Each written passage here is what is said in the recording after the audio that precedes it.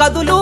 ఇక యుద్ధం బదులు ఈ సైకో పాలనకు నేడు అంతం మొదలు చల్ సాగవు కథలు ఇక తప్పవు వదలు ఈ జగన్నాటకాలను పసిగట్టిరి ప్రజలు